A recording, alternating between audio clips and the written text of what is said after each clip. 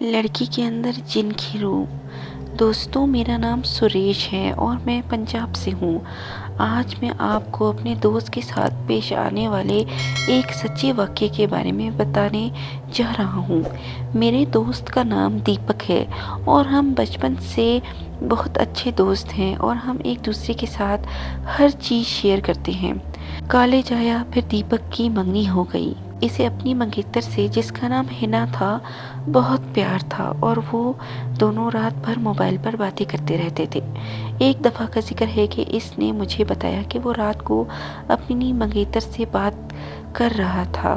दीपक ने अपनी मंगेतर को इससे मिलने को कहा तो इसकी मंगेतर ने अलग आवाज में कहा, ज्यादा मत बोलो वरना मैं तुम्हें वहीं दफन कर दूंगा। दीपक एक बार ये सुनकर चौंक गया और फिर सोचा कि शायद वो मजाक कर रहा है। तब दीपक ने भी मजाक में इससे कहा कि तुम क्या करोगे, मेरा देखते हैं। फिर तो वो फिर बोली, देखो आज रात तुम्हारे साथ क्या होता है। ये कहकर इसने मोबाइल बंद कर दिया। अगली सुबह जब दीपक मुझसे मिला तो इसने अपनी आखिरी रात के बारे में बताना शुरू किया।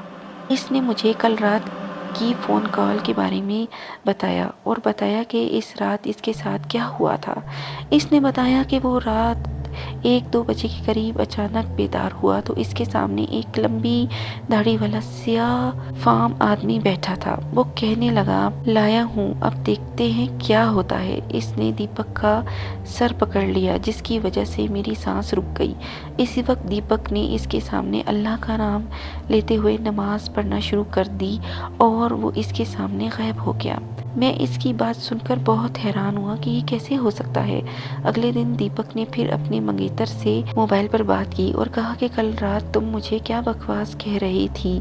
इसके मंगेतर ने कहा कि ये कैसे हो सकता है, लेकिन कल मैंने फ़ोन भी नहीं किया। ये सुनकर दीपक के रोंगटे खड़े हो गए और इसने फ़ौरन कॉल काट दी। इसी वक्त दीपक ने मुझे फ़ोन किया कि इसकी मंगेतर बीमार है और इसे कल इसके घर जाना है। अगले दिन हम दोनों तैयार होकर दीपक की मंगेतर के घर गए। जब हमने वहाँ दरवाज़ा खटखटाया तो सामने का मंगेतर खड़ा था और बदले हुए आदमी की आवाज़ में कह रहा था कि तुम फिर से आ गए हो, अगर तुम अंदर कदम रखोगे तो मैं तुम्हारा पैर यहीं निकाल दूंगा। दीपक ने कहा, क्या कह रहे हो।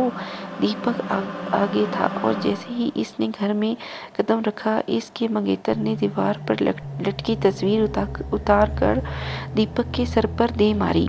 इसके सर से खून बहने लगा। दीपक के ससुर और इसकी भाभी ने अपनी मंगेतर को पकड़कर बिठाया। फिर इसके दोस्तों ने दीपक के सर पर पट्टी बांध दी। हिना के दादा ने बताया कि हिना को जिन्हों ने अपनी लपेट में ले लिया है। इस पर दीपक ने इसे मुंह बंद रखने को कहा। कुछ देर रुकने के बाद हम वहां से सीधे अस्पताल गए और ठीक से करवाई। अगले दिन मुझे दीपक का फ़ोन आया कि हिना की तबीयत बहुत ख़राब है और वो हॉस्पिटल में दाखिल है। दीपक ने बाइक निकाली और हम दोनों जल्दी से हॉस्पिटल पहुंच गए। वहां पहुंचकर जब हमने डॉक्टर से हिना की हालत पूछी तो इसने बताया कि इसकी हालत बहुत नाजुक है। ये मालूम नहीं हो सका कि बीमारी क्या है और डॉक्टर ने इसके घर वालों को ले जाने का कहा। सब हैरान थे, ये कैसी बीमारी है जिसका इलाज डॉक्टर के पास भी नहीं है। फिर इसके घर वाले हिना को घर ले आए। हिना ने दीपक को बुलाया और कहा कि मैं ज़्यादा देर जिंदा नहीं रह सकूंगी और तुम किसी अच्छी लड़की से शादी करो। ये सुनकर दीपक की आंखों में आंसू आ गए और वो कहने लगा कि मैं तुम्हें मरने नहीं दूंगा। फिर हिना के दादा ने इसे बाबा के पास ले जाने को कहा। हम इसे बाबा के पास ले गए और बाबा ने बताया कि इस पर एक शरीर जिन है जिसकी वजह से वो इसके जिस्म को नुकसान पहुंचा रहा है।